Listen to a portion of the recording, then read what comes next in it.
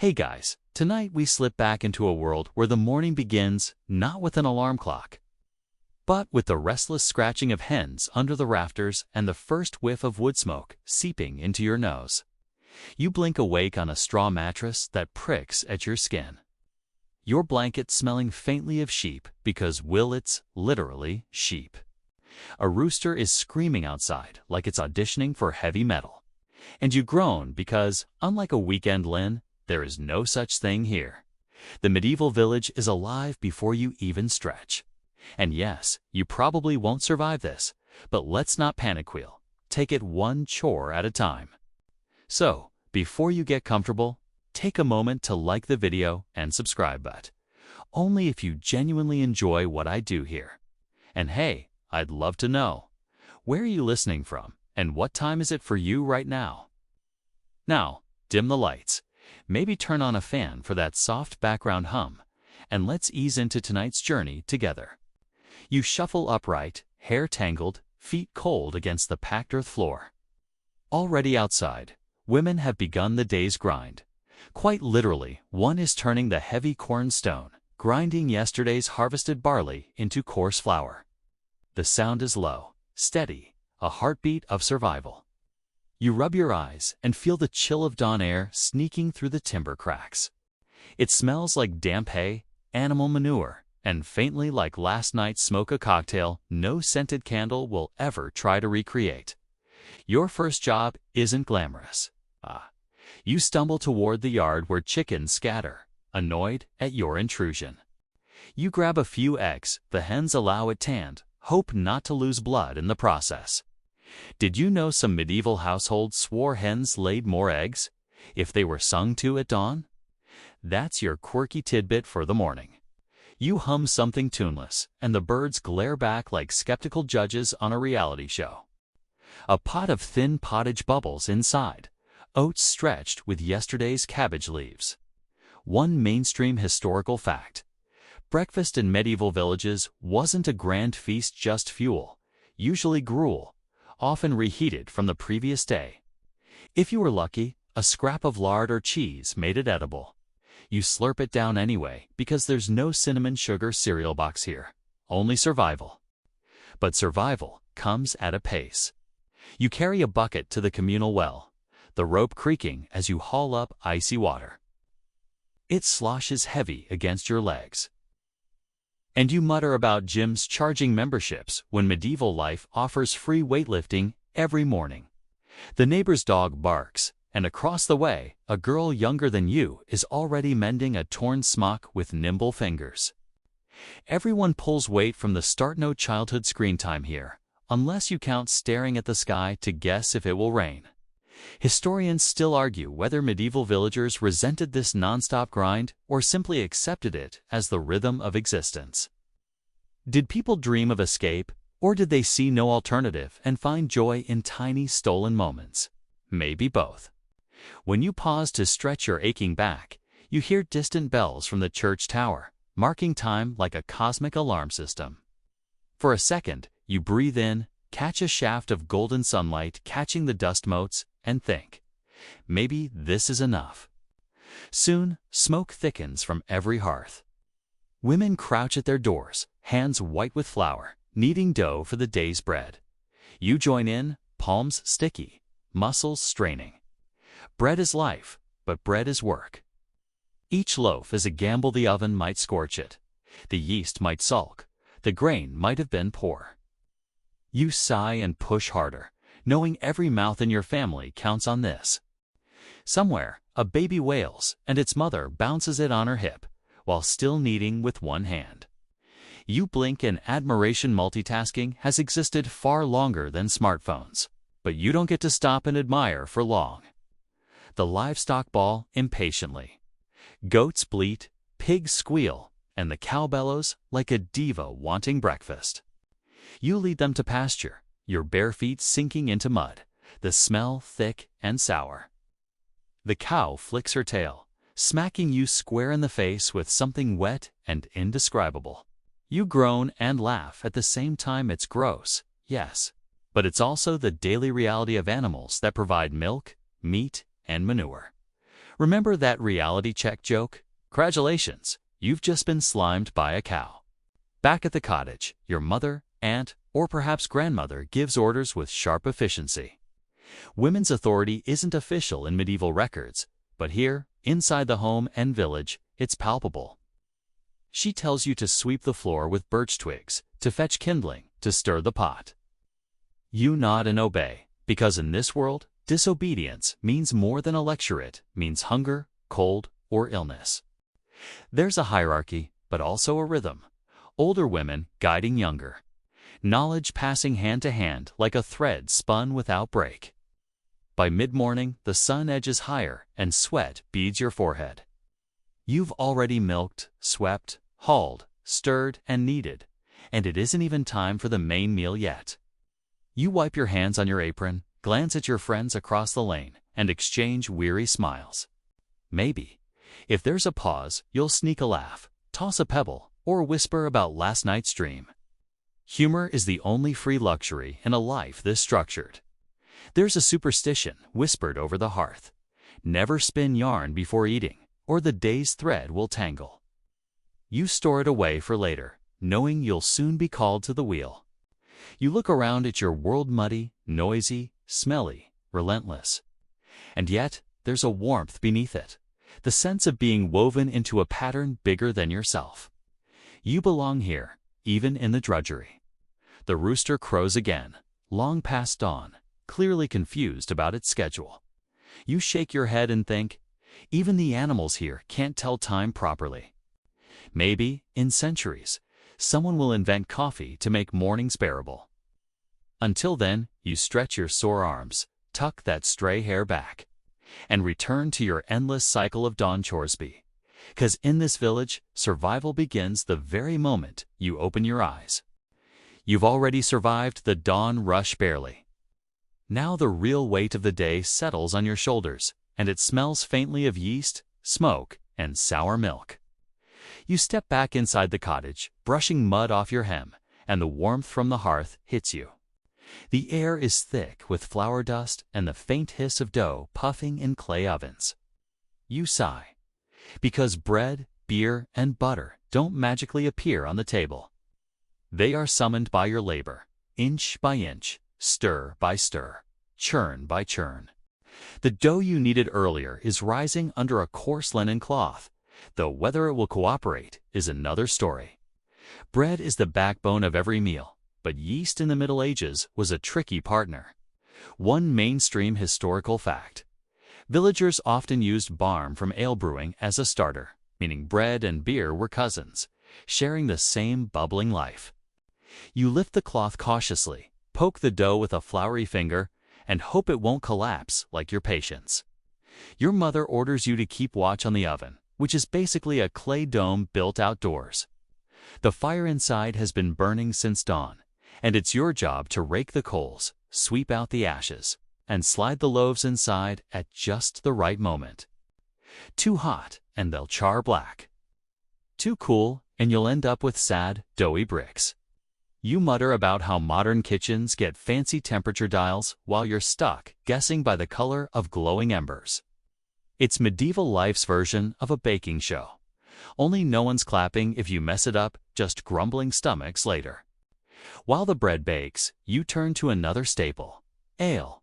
Yes, you, a teenager maybe, are brewing beer. Water isn't always safe. Disease lurks in every bucket from the well, so low alcohol ale is the daily drink, even for children. You haul malted barley and mix it with hot water, stirring the thick mash until your arms ache. The smell is earthy, sweet, and faintly sour, like oatmeal left too long on the stove. You add herbs for flavor, hops in some regions, but also groot, a mix of bog, myrtle, yarrow, and rosemary, depending on what grows nearby. Here comes your quirky tidbit. Some medieval villagers believed women's moods could spoil ale. Too much arguing, too much laughter, even too much singing while brewing was thought to make the beer turn sour. You chuckle, stirring carefully, resisting the urge to hum. If the ale fails, you know exactly who will get blamed. You glance at the pot suspiciously, half tempted to whisper apologies to it, just in case. You stir, you sweat, you scrape the pot, and every now and then you dip a ladle in to taste the progress. Warm, grainy, not exactly pub quality yet, but better than thirst. Later, it will ferment in wooden barrels, bubbling like it's alive, which technically it is. When finally drunk, the ale will be mild, filling, and far safer than water, though, let's be honest.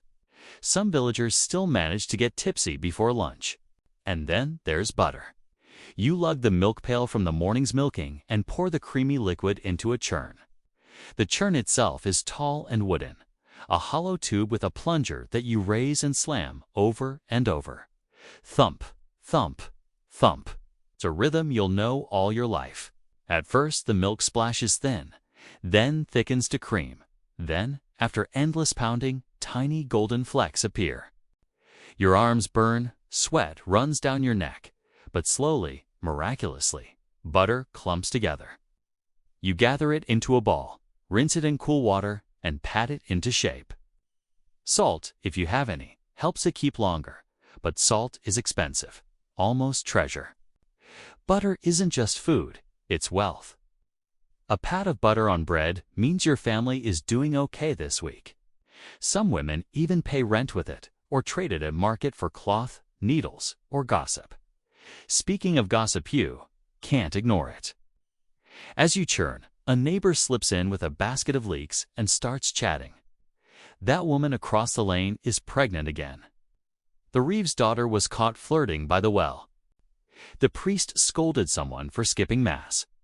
You nod and laugh quietly, because gossip is as nourishing to the village as bread itself. The bread is ready.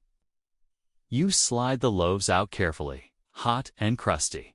The smell so rich, you close your eyes and inhale like a modern tourist at a bakery. Your fingertips sting, but you don't care.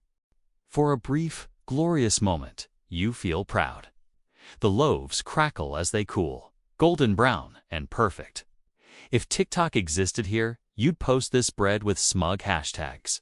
Instead, you carry it to the table, resisting the urge to nibble. By midday, the cottage hums with activity. Bread cooling, ale fermenting, butter resting. This is the holy trinity of the peasant kitchen, the rhythm that keeps bellies full and lives ticking. But the work doesn't stop just because the staples are done. Someone has to skim the sour milk for cheese, tend to the simmering pottage, and guard against hungry dogs that think nothing of stealing loaves straight from the cooling rack. You swat at one with a broom and mutter about medieval pet control or lack thereof. Historians still argue whether these daily food chores bonded women together or kept them isolated. Did women laugh and share secrets while kneading side by side? Or did the grind weigh so heavily that even conversation became a luxury? As you kneel to scrub the churn with cold water, your arms aching, you wonder yourself? Maybe the truth lies in both. Boredom and companionship. Drudgery and pride, all mixed like flour and yeast. The afternoon sun slants low, shadows stretching across the yard. You sit on a wooden stool, wiping sweat with your sleeve, and watch your mother slice a loaf for the evening meal. The crust cracks under the knife, and you hear the soft sigh of steam rising. She spreads a little butter, hands you a slice, and suddenly the day feels worth it. The bread is dense, chewy, nutty from barley, the butter smooth and faintly sweet. You chew slowly, feeling every muscle in your body relax. Survival might be exhausting, but at least it tastes good when you get it right. And as you lean back, savoring that bite, you realize, this is what keeps the village alive. Not the battles knights fight in songs, not the feasts lords boast about in castles, but the quiet daily alchemy of women turning grain, milk, and patience into food. Bread, beer, and butter simple, yes, but spun from hours of unseen effort. You smile faintly, crumbs clinging to your lips, knowing tomorrow you'll wake to do it all over again. The bread has cooled, the butter rests golden in its mold, the ale burbles quietly in its barrel. But your hands, raw from kneading and churning, aren't finished. Food fills bellies, clothes guard, skin. Now it's time to face the never-ending rhythm of wool, flax, and fiber, the world of spinning. You sigh, tug a stool closer to the light, and reach for the distaff. The bundle of wool tied there still smells faintly of sheep, musky and oily with lanolin. You remember the bleeding creatures from the pasture earlier? Their fleece thick and matted. And you smile grimly today. Their wool is in your lap, and soon it will be thread. You draft out a tuft of fiber, twist it carefully between thumb and finger, and let the spindle dangle. The little weight spins, worry as the fibers tighten, a fragile cord forming between your hand and the earth's pull. Spin, draft, wind, repeat. The song of the spindle begins. One mainstream historical fact. In many parts of medieval Europe, women were literally identified by this task. Documents sometimes referred to women simply as femina quaefila torque, the woman who twists thread. Spinning wasn't an optional pastime. It was survival stitched into identity. Your work is slow, monotonous, and infinite. Yet without it, no one in your household would own a shirt, blanket, or hood. The spindle whirls. Your fingers ache. You lick the thread to keep it from fraying, and your tongue curls at the taste sheep grease with a hint of earth. You twist it tighter, wind the new yarn onto the spindle shaft, then draft another tuft. The rhythm pulls you in. For a moment, you feel as though you could drift forever, hypnotized by the dance of fibers. Your neighbor drops by, distaff tucked under her arm. She plops down with a sigh and starts spinning too. Soon another joins, and then another. Before long, the cottage hums with a circle of women, each spindle worry, each tongue wagging. Conversation flows as steadily as the yarn. Someone grumbles that the Reeves wife wears silk while her own cloak falls to shreds. Someone else whispers that a lad at the mill has been seen sneaking kisses behind the hedgerow. Laughter erupts, brief but bright, needles of joy pricking the dull fabric of labor. Quirky tidbit. Villagers believed mischievous spirits could tangle yarn overnight. If you left a spindle unattended, you might return to find it knotted beyond saving, a sign that fairies or worse had meddled. You glance at your ball of yarn suspiciously. Better keep it neat, just in case some sprite is watching, ready to wreak havoc. You lean back and stretch your sore shoulders. The day is long, and the pile of unspun fleece looks endless. You mutter about modern closets stuffed with shirts worn twice before being tossed aside. Here, you'll be lucky to own 2 garments, and those will be patched until they resemble quilts. Spinning is what stands between you and nakedness. There's no fast fashion, no tailor waiting with endless fabric bolts. Just you, your spindle, and hours of patience. Historians still argue whether spinning was purely drudgery, or if women found solace in its rhythm. Was it a ball and chain binding them to stools and distaffs? Or did the meditative repetition offer moments of peace? You feel both. Some days, the thread twists easy, and your mind drifts pleasantly.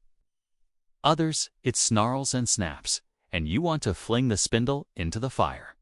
Today you sigh, not the broken end, and carry on. Because really, what else can you do? The younger girls hover, curious. One begs for a try, grabs the spindle, and promptly drops it in the dirt. Giggles ripple through the room. You remember when your own hands fumbled like that? The yarn fat and lumpy, more rope than thread. Knowledge passes down generation by generation, tangled and untangled again, until fingers grow deft enough to draw even lines. You take back the spindle, patient, and show her once more. Twist, draft, pull. She learn. Outside, the sun drifts across the sky, shadows stretching long. Your basket slowly fills with skeins, coiled like pale snakes. Not enough yet, never enough, but progress. You rub your stiff neck, then spin again, your foot tapping to the spindle's hum. Sometimes you think of the noble ladies you've heard of, embroidering silk with golden thread, their soft hands unscarred. You imagine them sighing over a crooked stitch. Meanwhile, you've made hundreds of yards of yarn today alone. your hands rough but steady. The irony makes you chuckle. Which work truly keeps the world warm? Your neighbor tells a story as her spindle whirls. A woman who spun so much flax that her thumb turned green, forever stained by the plant's sap. The others gasp, half in horror, half in awe. You flex your own fingers, glad for wool instead of flax less staining, though no less stubborn. You think of winter coming.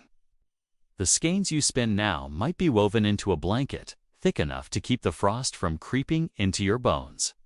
Or they might become a tunic for your brother, whose elbows wear holes faster than you can patch them. Each length of yarn feels like insurance against hunger, sickness, and death. Spinning isn't just busy work. It's hope wound tight around a spindle shaft. The hours pass. The spindle grows heavy with yarn. Your hands are cramped, your back screams, but you push on. You know tomorrow you'll rise and do this all over again because the fleece never ends. Sheep are sheared each spring. Flax is harvested each summer, and the cycle of fiber never stops. Life itself is measured in threads. As twilight settles, you tuck your skeins into a basket, smoothing them with pride. Not perfect, never perfect, but strong enough. You glance at your companions, their faces tired but glowing in the firelight. Spindles rest silent now, needles soon to replace them as sewing begins. You stretch, crack your knuckles, and smile faintly. For all its monotony, spinning has bound you to your village as tightly as the yarn itself. Each garment, each blanket, each piece of cloth is spun from hours like these. Hours no one writes songs about, but without which no song would ever be sung. The spindle may be humble, but it hums with the quiet power of survival. You rise, carry your basket inside, and place it near the hearth. Tomorrow, the skeins will be wound tighter, perhaps dyed, perhaps woven. Tonight, though, you rest your hands, feeling the phantom whirl of the spindle in your fingertips. The song of spinning doesn't fade, lingers in your bones, whispering of work yet to come. With the skeins from the day's spinning piled in a basket, soft and promising, your attention shifts to sewing the quiet, meticulous labor that transforms yarn into warmth, rags into garments, and scraps into something nearly new. You sit by the hearth, the fire's glow illuminating the uneven clay walls, and thread a needle with the yarn you spun earlier. Every tug and pull of the thread is a reminder that survival isn't just about feeding the body. It's about patching the world stitch by stitch. The tunic in your lap is worn thin at the elbows and frayed along the seams. One mainstream historical fact: most medieval peasants owned only 2 or 3 garments, worn until they could no longer be patched. Each repair is vital without it. The chill of winter seeps through gaps in clothing, and every hole risks illness. You pull the needle through the fabric with a firm tug, knotting the end carefully, cursing softly under your breath as the wool resists your efforts. Beside you, your mother darning socks and your sister hemming shifts form an informal sewing circle. The low murmur of conversation blends with the scratch of needle against cloth. Someone complains about the miller overcharging for flour. Another laughs at the dog that stole yesterday's bread. There's camaraderie in shared labor, a rhythm that softens the monotony. Even in work that is repetitive and demanding, small joys slip in unnoticed, tucked between the stitches. Quirky tidbit: some women would hide charms in seams or knots, believing it could ward off evil spirits or misfortune. You smile at the thought of your crooked stitches offering invisible protection, imagining the house safe from mischief simply because your thread passes through it. The sewing is functional, yes, but it is also a subtle form of storytelling, a silent declaration that someone cared enough to mend rather than discard. You switch to patching a cloak, the wool thick and stubborn. Your fingers ache from repetitive motion, the needle biting the skin, yet you press on. This work is endurance, patience incarnate. The fabric listens to you, curves and folds under your guidance, and slowly, stitch by stitch, a ragged edge transforms into a seam strong enough to last months. You think about the irony. Knights brandish swords, wielding them in grand battles while your weapon is a needle. Tiny and unassuming, holding together lives. Outside, the wind rattles, shudders, and whistles through the gaps in the walls. You glance at the newborn swaddled in a cradle, eyelids fluttering with sleep. One woman rocks the basket with her foot, hands still busy darning a sock, multitasking that seems impossible to modern eyes. Every hand here is busy, every hour accounted for, and yet the room is filled with a sense of purpose. Silence is never empty. It is thick with industry, and even as the evening wears on, the rhythm continues, steady and dependable. Historians still argue whether sewing was purely laborious, or if women derived satisfaction from creating useful and beautiful items. Looking at your mismatched patches, bright squares sewn into dull wool, you suspect both. Necessity drives the work, but creativity creeps in at the edges. Even peasants, bound by survival, find ways to assert individuality. A splash of color here, a decorative stitch there. Perhaps beauty is a quiet rebellion, a claim to joy within drudgery. You take up scraps of fabric to construct a blanket, patching pieces together to form something more than the sum of its parts. Each panel tells a story: the faded blue from a tunic, the brown from a work smock, a fragment of linen from a shirt long past its prime.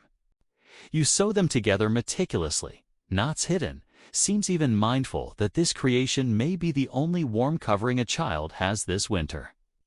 Humor slips in unexpectedly. The fabric of the Reeves' daughter's discarded dress is impossibly stiff, and you joke it might double as armor. The circle laughs quietly, mindful of the sleeping baby. As your eyes strain in the dim firelight, you notice the baby stirring. The mother rocks the cradle with her foot while continuing her own sewing, a testament to the adaptability of these women.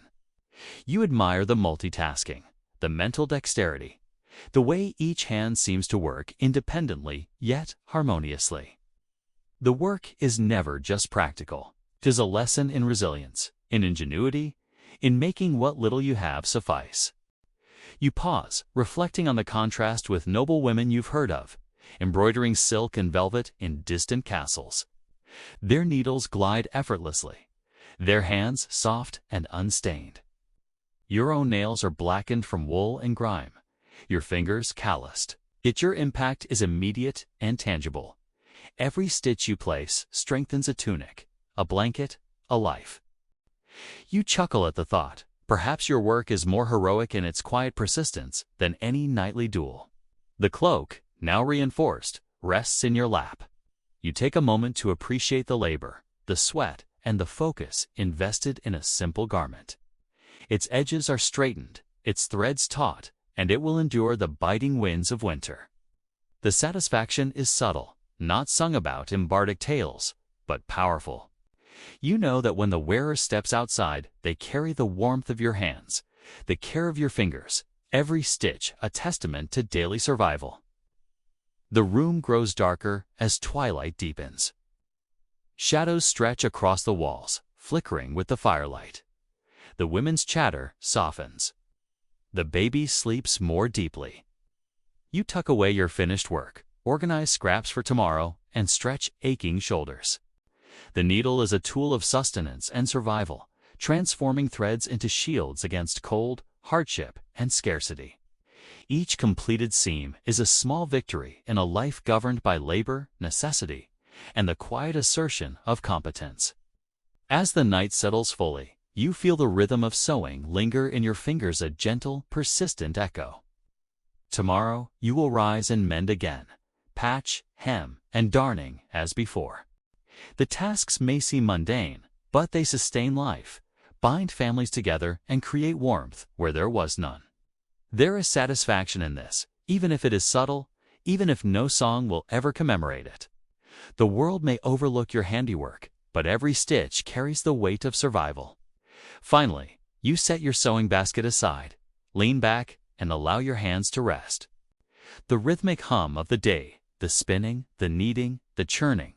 Now the sewing winds down like a lullaby. Tomorrow's labor waits, but for tonight, the clothes are mended, the scraps transformed, and the household a little safer, a little warmer, a little more whole. You exhale, the ache in your fingers softened by pride. The quiet song of sewing carries you into the evening, a steady pulse underlying the shadows, promising continuity in a world that otherwise seems fragile and fleeting. The sun is climbing high now, spilling heat and light across the village green, and it's time to leave the warmth of hearth and home. You step outside, brushing straw from your skirts, and inhale the mixed scent of tilled earth, manure, and green shoots reaching for the sky. The fields stretch ahead, promising work that will stretch your arms, back, and patience in equal measure. When men are gone to labor elsewhere tending distant fields, repairing bridges, or hauling timber, the responsibility of gardens, livestock, sometimes even plows falls squarely on your shoulders. Welcome to the medieval version of multitasking on steroids. You begin with the goats. They clatter and bleat, jostling for position as you lead them to fresh pasture. One jumps sideways, sending a spray of mud across your boots, and you laugh, swiping at it. Life here is tactile, messy, and relentless. One mainstream historical fact: women in peasant households often oversaw the daily care of smaller livestock: goats, sheep, pigs, and poultry. They milked, fed, cleaned, and sometimes even assisted in birthing, balancing this with every other domestic task. The goats nibble eagerly, tugging at new shoots, and you count their heads, checking for missing horns or limp legs. One kid stumbles, and you reach down instinctively, steadying it. There's a rhythm to this labor, too, the quiet listening to animal behavior, the practiced adjustments of hand and foot, the constant awareness of what might go wrong if you look away even for a moment. You move on to the sheep, heavier and more stubborn. Their wool still smells of morning dew and hay. You stroke a fleece, noting tangles, loose fibers, and signs of pests. Quirky tidbit: some villagers believed that talking kindly to sheep made them produce softer, more luxurious wool. You murmur encouragement, imagining a medieval spa day, and wonder if the sheep notice. They bleat indifferently, perhaps judging your tone as harsh, perhaps not. Meanwhile, the vegetable patch demands attention. Carrots, cabbages, onions, and turnips grow haphazardly, spurred on by your daily care. Weeds threaten to choke them, insects nibble persistently, and the soil itself cracks in the sun. You kneel, pulling weeds, checking roots, and occasionally tasting a leaf for freshness. Historians still argue whether women's labor in gardens was considered lesser than men's work in plowing and harvesting, though in practice it could be equally vital to household survival. A wilted crop could mean hunger, even if the fields were technically someone else's work. The work is interrupted by the pigs. Rooting in the dirt, snouts thrust into every mound of soil. You chase them back to a designated corner, swatting at the air and muttering to yourself. Their stubbornness is both a nuisance and a boon. Pigs clear land, turn over soil, and eventually provide meat, but only after hours of herding, fencing, and supervision. Every animal is a combination of blessing and burden. You trudge to the chicken yard next, scattering feed and collecting eggs. One hen is especially aggressive, pecking at your ankles, reminding you that hierarchy exists even among birds. You balance a basket of eggs precariously on one arm while shooing the others, careful not to crack any. Egg collection seems simple, yet it demands attentiveness, especially in a village where every morsel counts. A single lost egg could be breakfast for a family or gone entirely to waste. By mid-afternoon, your back aches from bending. Your fingers are raw from hay and mud, and the sun beats down relentlessly. You pause beneath the shade of a tree, wiping sweat from your forehead, listening to the soft clucking of chickens, the low hum of insects, and the distant chatter of women spinning or sewing back home. The day feels endless, yet in these moments of pause, there is a strange serenity, the recognition that you are keeping life moving. Stitch by stitch, hoof by hoof, leaf by leaf. Now it's time to tend the cows. They are massive, slow, and deliberate, demanding patience and respect. One bellows loudly, shaking its head, and you step back cautiously. Milking is an art, an intimate act requiring knowledge of each cow's temperament. You guide the teats, coaxing the milk into a pail, mindful of clogs, leaks, and kicks. One mainstream historical fact: in many regions, women were primarily responsible for dairy production, a task crucial to nutrition and economy. Cheese, butter, and fresh milk all flowed from their careful labor. As you milk, you notice a curious detail. A small patch of moss on the barn wall has somehow retained moisture, giving the area an unusual green glow. You pause briefly, imagining the tiny ecosystem thriving unnoticed, a quiet witness to centuries of toil. Quirky tidbit: some medieval peasants believed moss held magical properties, warding off evil if tucked into a pocket or stuffed into a roof. You shake your head and laugh quietly, knowing you have neither the time nor the inclination to test superstition today. With the milk safely stored, you move on to the garden again, checking for pests or signs of disease. A few leaves are eaten, a carrot is bent crookedly, but most of it is thriving. You tie up a vine, prune some branches, and whistle a little tune. The repetition, the tactile rhythm of work is meditative in a way. Your mind drifts even as your hands remain fully engaged. This duality, physical exhaustion paired with mental wandering, is the hallmark of women's labor in medieval villages. A sudden noise makes you jump. A small child has slipped from a nearby neighbor's yard, running toward the barn. You scoop them up, laughing at the mud smeared across their face, scolding gently. Your mother would do the same for you, had you been little, and now it's your turn. Children are both work and distraction, adding joy and chaos to an already full day. You tuck the child under one arm while gathering a few stray eggs, marveling at the multitasking demanded by this life.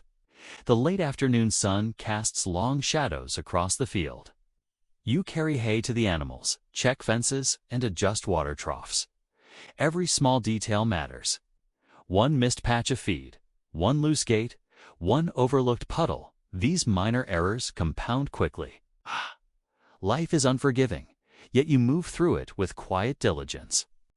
Historians still argue whether women's work in animal husbandry was formally recognized, or whether it was simply assumed.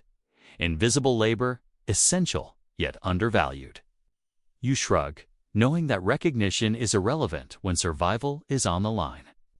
By the time the sun begins to dip toward the horizon, you've guided the goats back to their pen, herded the pigs into their enclosure, milked the cows, checked the sheep, and walked the perimeter of the garden.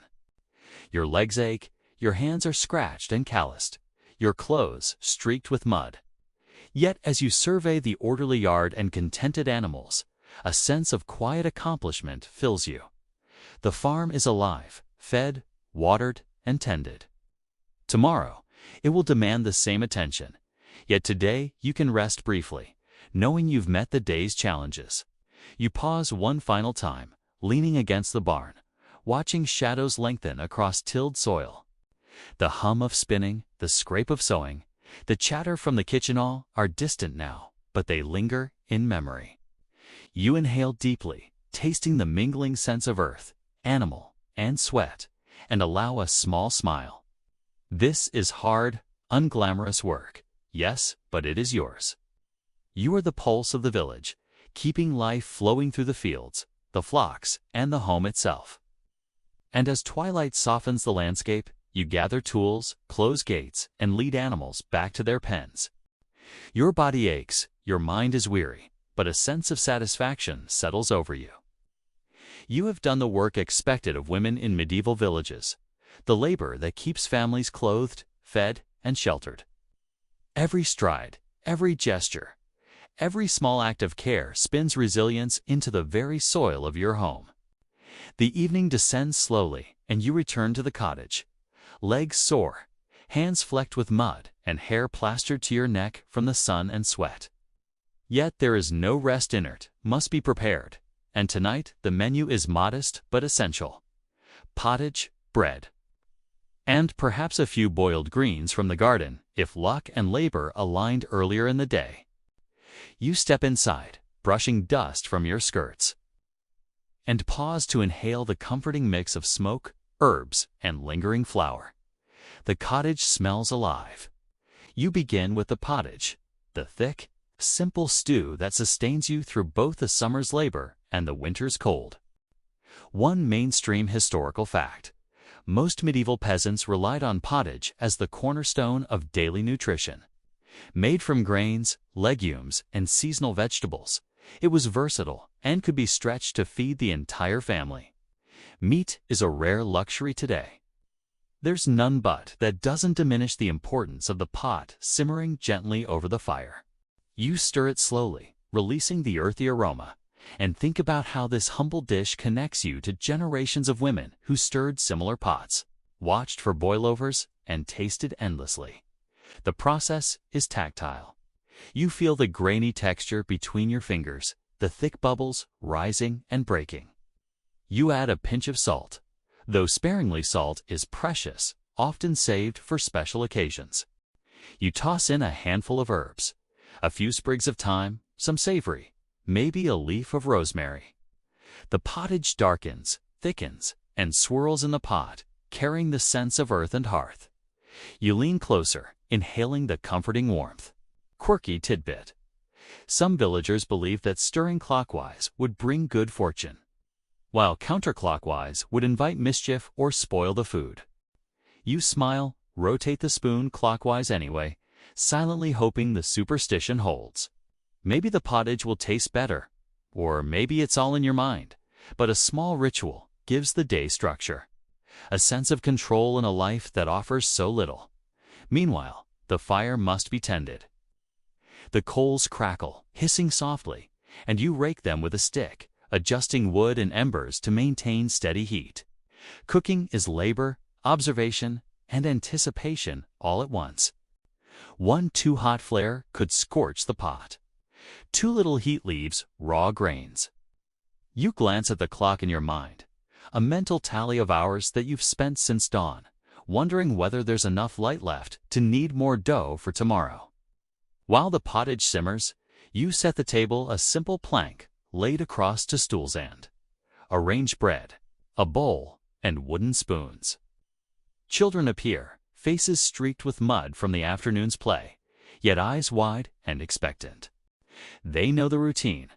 Hands washed, bread broken, pottage served. You ladle thick portions into bowls, careful not to spill, mindful that every drop matters. Historians still argue whether the division of labor in medieval households truly limited women's leisure, or whether communal tasks offered moments of social interaction. You glance around at your family, each member ready to eat, and realize that labor is social as much as it is survival. The act of feeding, of tending, of stirring, binds the household together, much like the sewing and spinning of earlier hours. You smile faintly at this realization. The pottage is earthy, filling, and surprisingly varied in flavor. You chew slowly, savoring every bite. Bread accompanies it, fresh and crusty from this morning's baking, spread with the butter you churned earlier. You glance at the empty spaces on the floor where crumbs have fallen, knowing the dog or cat will mop them up soon enough. Animals are always part of the household choreography, slipping in, sniffing, nudging, reminding you that life never pauses. You pass bowls to others, glancing at their faces, noting the small smiles and satisfied nods. There's pride in service, in seeing your work appreciated, even if silently. The pottage is thick, grainy, dotted with herbs, the bread soft beneath your fingers. Simple fare, yet enough. Enough to nourish, to warm, to sustain. Your mother comments on the soup's flavor. Your sibling makes a small joke about the dog stealing the first bite. And laughter fills the small room, soft and brief, but enough to lighten exhaustion.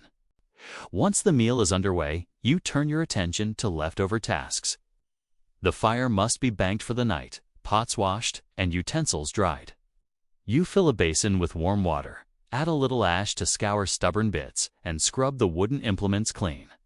One mainstream historical fact: metal utensils were rare. Most cooking implements were wood, clay, or simple iron, all of which required careful maintenance to prevent rot or rust. You carefully rinse and set them aside, mindful of conserving water, fuel, and time. The cottage is quieter now. The children wash, the dog curls near the fire, and a faint hum of contentment settles over the household. You take a moment to survey the kitchen, the pottage pot almost empty, the bread basket half full, the butter safe in its dish. Satisfaction blooms quietly in your chest. Survival is measured in these small successes: the food eaten, the dishes clean, the warmth retained. Quirky tidbit: some women would place a few crumbs of bread behind the door or on windowsills as an offering to household spirits. Ensuring protection and luck. You chuckle softly, sprinkling a few leftover crumbs near the hearth, half in superstition, half in habit. It doesn't hurt, and perhaps it might help. Though realistically, your work and diligence are probably the real guardians here. Historians still debate how much control women truly had over household provisions.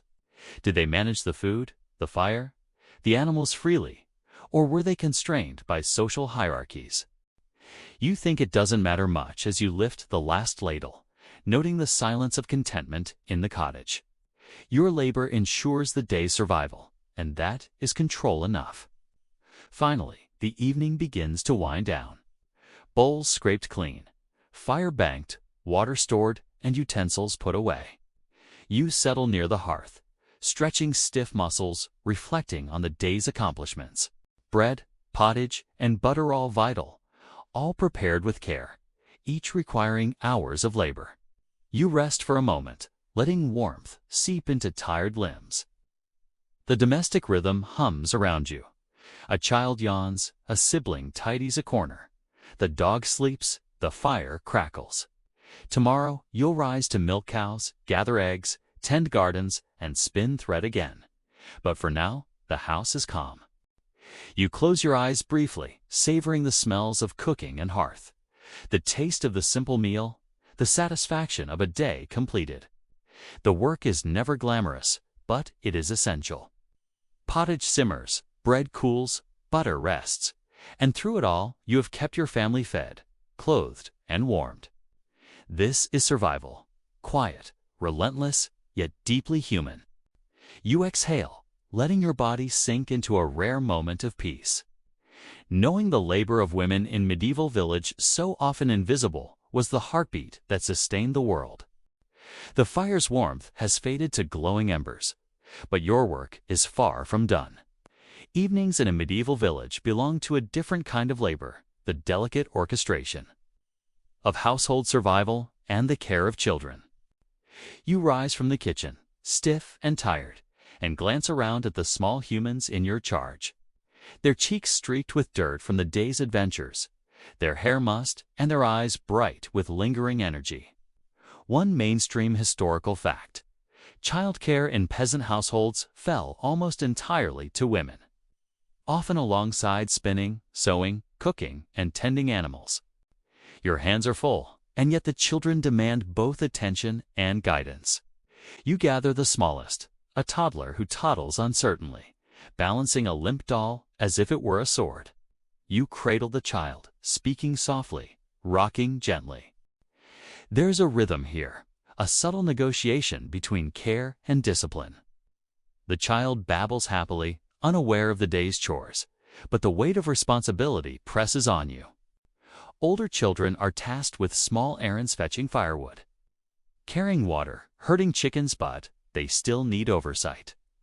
You marvel at how much responsibility they can shoulder, even as you keep your eyes open for mischief.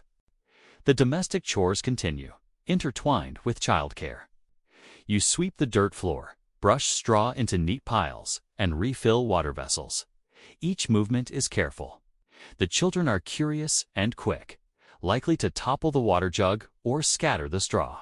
Quirky tidbit: some villagers believed that talking to children while performing domestic tasks ensured good fortune, fostering intelligence and obedience. You murmur encouragements as you sweep, imagining the spirits nodding approvingly at your attentiveness. You move next to the task of laundering small garments. One child brings a soiled shift, another a sock with a hole. You kneel by a tub of water warmed over the hearth, rubbing the fabric between your hands. Soap is sparse, often homemade from ash and animal fat, and must be rationed carefully. Dirt and sweat are constant companions, yet a clean garment offers dignity and warmth. Historians still debate how often peasants actually washed clothing versus patching and airing it. Evidence suggests a mix depending on season, water availability, and household priorities. You nod to yourself, mindful of frugality yet intent on thoroughness. Dinner's remnants, carefully saved for broth or reheating, are portioned for children and stored. You ensure the smallest have something nourishing to eat before bedtime, a mix of pottage, bread, and perhaps a spoonful of curd.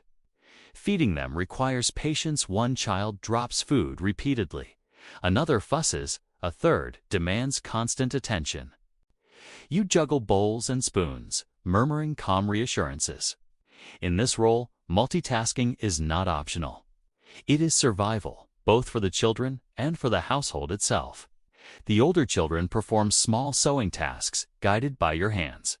Hemming a tunic, knotting a patch, or spinning leftover wool threads keeps them occupied and teaches skills they will rely on for life.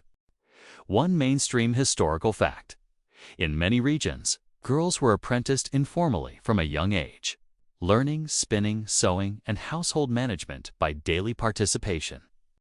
This informal training was the backbone of village labor continuity, ensuring skills passed through generations.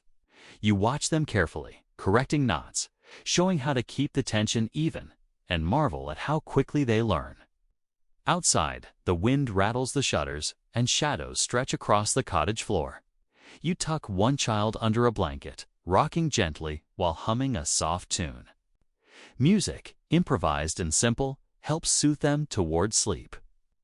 Another quirky tidbit: medieval mothers sometimes whispered, short, rhyming charms over infants' cradles, believed to protect against night terrors or wandering spirits. You don't fully believe in magic, but the act itself soothes both child and caregiver, adding ritual to the practical. Next comes the inspection of the household. You glance around for hazards: loose floorboards, stray embers, open jugs of water. One child, adventurous and oblivious, has draped a stray cat over a chair. And you gently correct the situation, ensuring both the animal and the child are safe. Attention to detail is constant. The evening is a blend of care, vigilance, and teaching.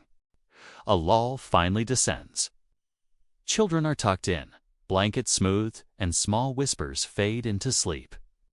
You sit back, hands resting on knees, listening to the soft hum of the night, the creak of wood, the whisper of wind, the faint breathing of children and animals alike. Despite exhaustion, there is a profound satisfaction in the continuity you maintain. Every stitch, every pat, every chore ensures the household's survival and the passing of skills to the next generation. Your mind drifts to the broader village. Outside, other women are performing similar rituals, tucking children in, mending garments, and preparing for the night. The work is invisible to outsiders, rarely acknowledged, yet it is the foundation upon which the village endures. Historians still argue whether women's labor was valued in monetary terms or considered purely domestic obligation. But the reality of survival tells its own story. Finally, you take a quiet moment for yourself. The children sleep.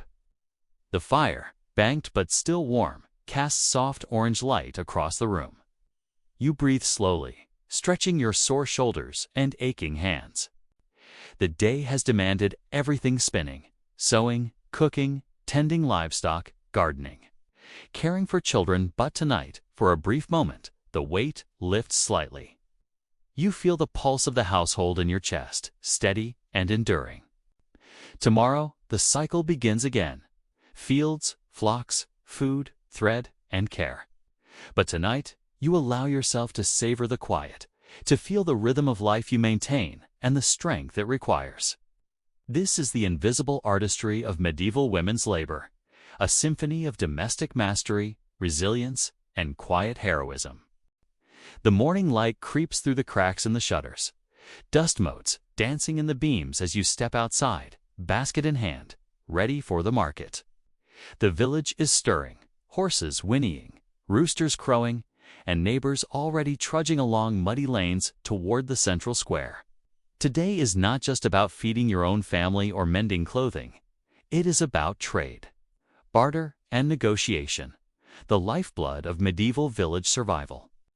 One mainstream historical fact: markets were central to rural life, allowing peasants to sell surplus goods, purchase necessities, and exchange information. Without them, isolation would be nearly unbearable. You navigate the winding path, greeting others with nods, quiet words, and shared smiles. The air is thick with the scent of wet earth, livestock, and the faint tang of smoke from hearth fires still burning in nearby cottages. Your basket contains eggs, wool, and a small jar of honey, offerings to trade or sell. Each item carries hours of labor: the chickens tended, the fleece spun and cleaned, the bees coaxed gently for honey. Every transaction is a mini economy, a direct link between work and survival. As you reach the market square, the cacophony of voices, carts, and animals greets you. Women shout prices for vegetables and herbs, men barter for grain, and children dart between legs, tugging at skirts for attention or coins. It's chaotic, overwhelming, yet familiar. You set down your basket and arrange your goods carefully, mindful of presentation. Even in poverty, appearance matters. An egg cracked in half, or a bundle of wool unevenly twisted could ruin a sale. Quirky tidbit: some villagers sprinkled a few grains of wheat on their stall, believing it would attract buyers or ensure a fruitful trade day. You smile at the superstition and sprinkle a few grains, not out of belief, but because it's tradition. A tiny ritual that brings a sense of control amidst the chaos. Your first customer is a neighbor, an older woman with sharp eyes and a tongue to match. She inspects your eggs, lifting each carefully, knocking them gently with her knuckles. Negotiation begins. Prices are debated, sometimes loudly, sometimes in subtle gestures, a coin flipped from palm to palm, a finger tapping the table. You offer a fair price, but not so low that your effort is undervalued. Every egg, every skein of wool, every jar of honey represents hours of labor. And you are not about to give it away. Historians still argue whether women had formal authority in market transactions, or whether their involvement was tolerated rather than respected. Here, you experience the truth firsthand. Your voice matters, your skill in negotiation counts, and your knowledge of your goods is power. The old woman haggles, finally nods, and you exchange goods for coins, feeling a small surge of pride. Each successful trade is a tiny victory, a reaffirmation of your agency in a world that often overlooks women's labor. Next, a traveling merchant stops by, eyes sharp, assessing your goods with the practiced scrutiny of someone who sees countless stalls daily. You show him your skeins of wool, twisted tight and clean, explaining their quality. He frowns slightly, adjusts the weight in his hands, and offers a price. You counter, asserting the value of hours spent spinning and cleaning, the effort in keeping the fleece fine and consistent. After a few tense moments, agreement is reached. You leave with a few more coins tucked safely into your pouch, knowing that this money will stretch to oil for lamps, a little salt, and perhaps a treat for the children. Meanwhile, the market buzzes around you. You observe gossip being exchanged, news of upcoming festivals, marriages, and disputes. This is as much social as it is economic. Quirky tidbit: some medieval women were said to memorize prices and transactions meticulously, almost like walking ledgers, ensuring they weren't cheated in the bustling market environment. You nod, realizing you to rely on memory and intuition, keeping mental records of deals passed and debts owed. Children scamper nearby, occasionally tugging at your skirts or darting toward a sweet treat. You keep a watchful eye, mindful that accidents in the crowded square could be disastrous. A dropped coin, a broken jar, or a toppled basket can ruin hours of labor in an instant. Patience, vigilance, and quick reflexes are as essential as the quality of your goods. By mid-afternoon, your stall has thinned. Eggs are sold, skeins of wool traded, and the honey jar claimed. You gather the remaining goods, exchange a few words with neighboring women, and begin the trek home. The path is muddy, the basket heavy, but satisfaction settles in your chest. The household will have its provisions, some coin for essentials, and the knowledge that your labor has converted into tangible, practical value.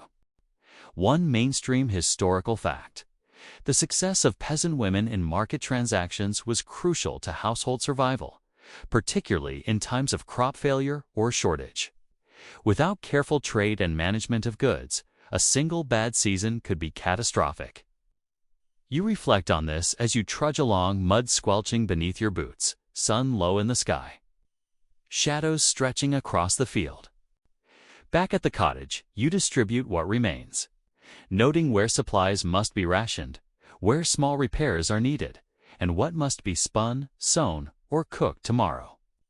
Historians still debate how much freedom women truly exercised in these economic spaces. But your day shows it as a combination of skill, ingenuity, and negotiation. The market is a classroom in real-world economics, social navigation, and resilience. As evening approaches, you feel the familiar ache in your back and legs, a reminder of the day's exertion. Yet there's a quiet satisfaction in the rhythm you've maintained, the collection of goods, the careful display, the negotiations, the successful exchanges. You reflect on how every action, from spinning to tending livestock to trading at market, is interwoven. The survival of your family depends on this intricate dance, each movement deliberate, each decision weighted. Finally, the last of the market's noise fades as you close your stall and head home. Children's voices echo behind you, mingling with the calls of traders packing carts and the lowing of animals returning to pens. You carry your empty basket, though your mind is full of plans. Which chores to tackle first?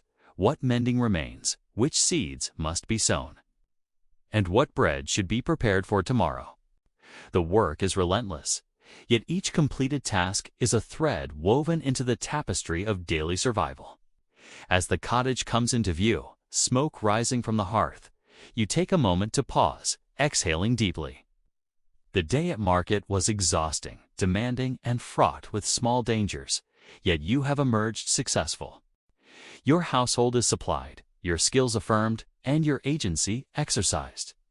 Every coin earned, every good traded, every interaction remembered reinforces the vital role you play in village life. You step inside, ready to transition from public labor to domestic care once more, carrying the knowledge that your contributions extend far beyond your own walls, shaping the rhythm and resilience of the community itself. The village square is alive with color, sound, and movement. It is festival day, a rare break from relentless labor, a moment to celebrate, to trade news, and perhaps, just perhaps, to laugh without thinking of chores. You step into the bustle, feeling the sun on your back and the faint scent of roasted meats, fresh bread, and spilled ale. One mainstream historical fact: medieval village festivals often marked religious holidays, seasonal transitions, or harvests, providing a brief respite and a chance for peasants to socialize, exchange goods, and showcase skills. The day is sensory overload, bright banners flutter, drums and flutes play, and laughter bounces off wooden stalls and cobbled paths. Your hands are empty for once, free to clap along with music, to adjust your skirts, to wave at neighbors. Children dart between your legs, chasing each other, squealing with joy. You marvel at their energy, remembering your own youth spent running barefoot across fields, chasing the faint scent of adventure. Quirky tidbit: some festival goers believed that wearing a flower in your hair would ensure luck in love. So you tuck a small bloom behind your ear, smiling at the thought of subtle charms woven into celebration. The marketplace part of the festival hums with excitement. Traders arrive from distant villages, their wares unfamiliar yet fascinating. Colored cloths, carved wooden figurines, metal tools, and spices that smell almost magical to your nose. You wander, appreciating the craftsmanship, occasionally bartering a small token or swapping gossip. Historians still argue whether peasants had real influence at festivals or were merely spectators in a larger pageant. But today, your presence, your attention, your curiosity all matter. You are part of the communal pulse. Music swells, and dancers form a circle in the center of the square. You watch as pairs spin and leap, feet striking the earth in rhythm, laughter bubbling from their lips. One dancer missteps, nearly toppling into a neighbor, and everyone laughs, including you. The energy is contagious, a sharp contrast to the monotony of daily chores. Even for a short while, labor, responsibility, and fatigue are forgotten, replaced by shared exhilaration. You find yourself drawn to the food stalls. The smell of roasted meats, baked pies, and fresh fruit fills your senses. You taste a small pastry, sweet and sticky, and savor the rare indulgence. One mainstream historical fact: food at medieval festivals was often richer and more varied than the daily diet, featuring meats, sweet pastries, and occasionally imported spices, treats that marked the occasion as special. You nibble slowly, mindful of scarcity, yet enjoying abundance. Nearby, children engage in games rolling hoops, leaping over small obstacles, tossing stones for skill contests. You supervise, cheering, cautioning against minor scrapes, and laughing at their boundless energy. Quirky tidbit: some peasants believed that children who performed well in festival games would grow strong and clever. A folk superstition linking play to future success. You shake your head and smile, secretly hoping the charm is real. Storytellers have arrived, spinning tales of knights, dragons, and distant lands. Their voices rise and fall in dramatic cadence, punctuated by gasps and applause from gathered listeners. You sit on a bench, absorbing the narrative, letting your mind drift from domestic labor to imaginary adventure. Historians still argue about how widely such tales spread and whether they reflected actual history or purely entertainment. But for now, the stories are vibrant, capturing the attention of children and adults alike. As afternoon wanes, you join in a communal dance, clumsy yet delighted. The movement is freeing, a reminder that your body, though weary from work, is capable of joy and expression. Your skirt flutters, dust rises from the cobblestones, and you laugh at your own awkward steps. The festival is a rare equalizer. Social hierarchies blur, and even laborers like you can participate in communal delight. Food, music, and dancing eventually give way to quieter moments. You walk among familiar faces, exchanging news, sharing small jokes, and noting changes in the village: new children, freshly repaired houses, gossip about neighbors' misadventures. This social labor is subtle yet vital. It weaves bonds, ensures communication, and strengthens community cohesion. Even the smallest observation, a nod or smile, contributes to village stability. As twilight deepens, a bonfire is lit in the center of the square. The flames crackle, smoke curling into the darkening sky, drawing people close. You and your companions sit near the warmth, watching shadows dance on the faces of friends and strangers alike. One child leans against you, eyes wide, mesmerized by the fire. You whisper softly, telling a small story, half for amusement, half to soothe. Quirky tidbit: some villagers believed that firelight on festival nights could drive away malevolent spirits and protect the village through the coming season. You smile, letting the tradition mingle with the practical, enjoying the shared sense of protection. The night deepens and the festival winds down. People return to homes, carrying goods, tired children, and memories of joy. You follow, legs weary, heart light, reflecting on the rhythm of labor and celebration. Festivals punctuate the cycle of survival, offering moments of relief and community that sustain both body and spirit. You feel gratitude for the rare pause, aware that tomorrow the fields, flocks, hearth, spinning wheel await once more. You return home, quiet now, the embers in the hearth casting long shadows. Children drift to sleep, stories still lingering in their minds. You arrange leftover food, tend to animals briefly, and prepare for rest. One mainstream historical fact: the endurance of medieval women depended not only on physical labor, but on the psychological sustenance these rare festivals provided, offering moments of connection and relief in an otherwise unrelenting routine. Finally, you sit by the fire, exhausted but content. The festival has reminded you that labor is necessary, but that joy, community, and ritual sustain the human spirit. Every song, every dance, every bite of festival food is part of a delicate balance, moments of reprieve, woven into a life of toil. You exhale slowly, letting the warmth of the hearth seep into your bones, the hum of the day fading into quiet anticipation for tomorrow. The chill of early morning seeps into your bones, a sharp reminder that the seasons govern every movement, every task, and every thought in the village. Winter is looming, and with it, an entirely new set of challenges. Fields lie fallow under frost, animals require constant tending against the cold, and stored provisions must be carefully rationed. One mainstream historical fact: survival in medieval villages depended heavily on women's ability to anticipate seasonal needs, from preserving food to reinforcing clothing and managing household warmth.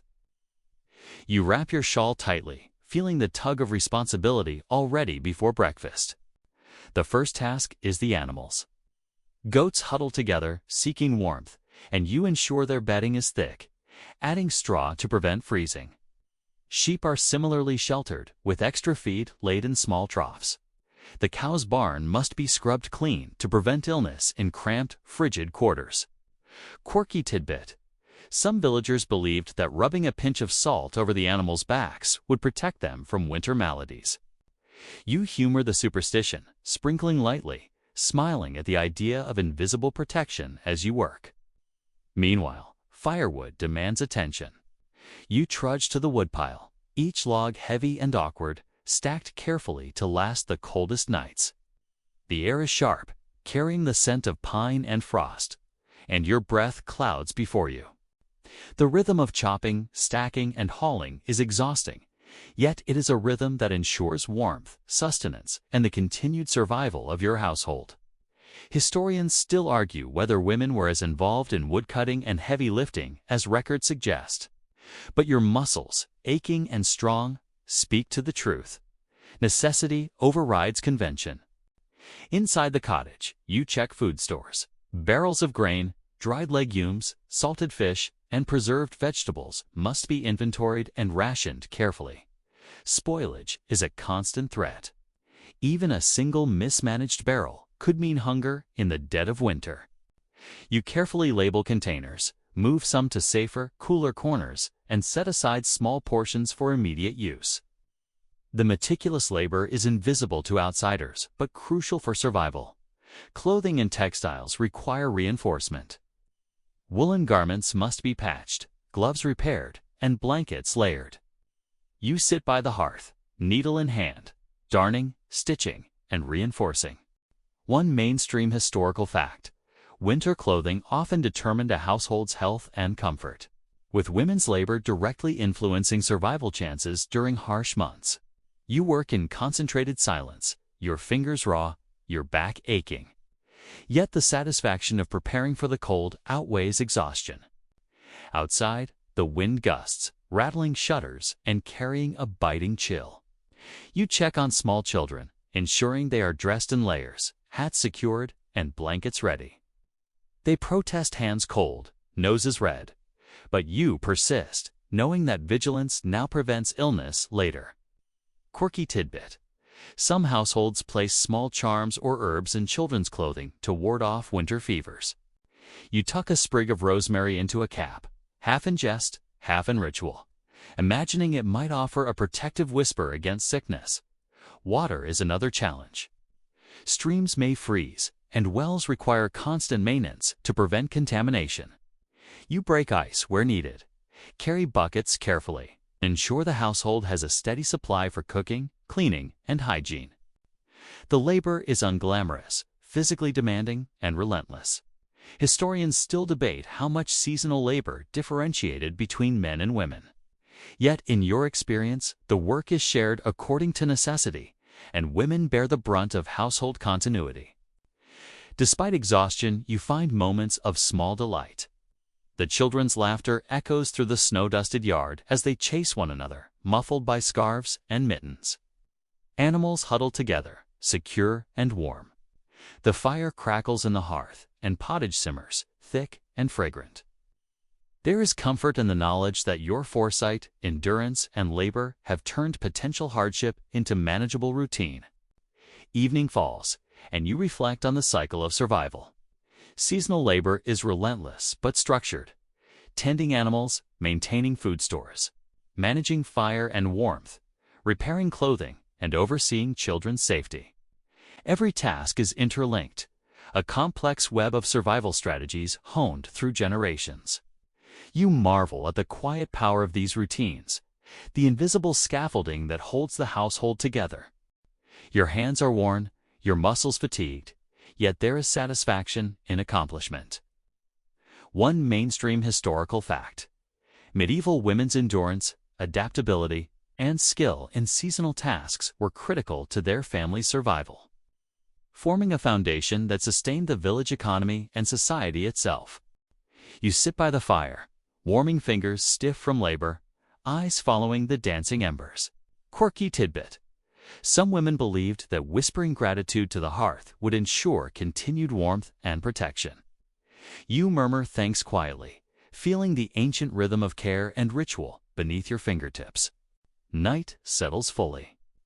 The household is fed, the animals secure, the children asleep, and tools stored. You exhale, letting the day's labor dissolve into the quiet of the cottage. Outside, snow begins to fall lightly, frosting the roofs and fields. You imagine the village enveloped in white, every house engaged in similar routines, women's hands working tirelessly to protect, nurture, and sustain. Historians still argue whether this seasonal vigilance was formally acknowledged or socially rewarded, but the evidence of survival speaks louder than any record. You lean back, fingers intertwined, the fire's warmth seeping into aching limbs. Tomorrow promises repetition, challenge, and careful labor. But tonight, there is a brief pause, a space for reflection. The threads of daily work, of spinning, sewing, tending, cooking, trading, and caring, have been woven into a cohesive pattern, ensuring continuity and life. You smile quietly at the thought. Your labor, though often unseen, is the pulse that keeps the village breathing. The final moments of the day are gentle. You whisper a soft blessing over the household, imagining each thread, each chore, each stitch carrying the weight of survival and the quiet assertion of skill. Outside, the wind hums softly through eaves and chimneys. Inside, the hearth glows with warmth and security. Despite exhaustion, there is pride, a sense of mastery over the rhythms of life, and a deep connection to the generations of women who have labored before you. The evening settles gently, and you let yourself breathe slowly, feeling the heat of the hearth fade into a comforting warmth that seeps into your tired limbs.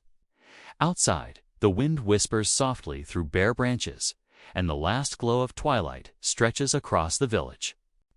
The animals are quiet now, nestled in straw, and the children, wrapped in layers and blankets, drift toward sleep, their steady breathing a soft rhythm in the night. You feel the pulse of the household around you, a subtle, living presence that is both calming and grounding. You sink into a chair, muscles aching, fingers raw, and let your mind wander through the day's work. The spinning wheel, the pottage pot, the wool-dusted hands-all are memories of effort, but also of quiet accomplishment. Each chore, each act of care, Each small ritual has stitched together the fabric of survival, weaving a tapestry that is both ordinary and extraordinary. You smile faintly, remembering the festival laughter, the children's small triumphs, and the moments of fleeting joy between chores. Even in exhaustion, there is contentment in knowing that your labor, largely unseen by outsiders, sustains life itself. The fire crackles softly, embers glowing like tiny stars, and you allow your eyes to close for just a moment, imagining the fields, the flocks, and the bustling cottages resting beneath the night sky. The hard work of the day dissolves gently into the quiet rhythm of evening, the soft murmur of wind, the distant rustle of leaves, the hush of animals breathing in their pens. This is a moment of reprieve, a pause in the relentless cadence of survival. As your body relaxes, you carry with you a gentle awareness of continuity. The knowledge that every stitch, every meal, every kind word, and every careful gesture contributes to a larger story of resilience and endurance. The world may be demanding, chaotic, and unrelenting, but tonight you have preserved warmth, comfort, and life itself. Let the slow hum of the village lull you. Let the memory of labor and care fade softly, and allow your mind to rest, knowing that the work of women in medieval villages was a quiet, unbroken heartbeat across centuries. Sleep gently now, carried by the rhythm of hearth and home, by the pulse of survival, and by the enduring strength of those who came before you.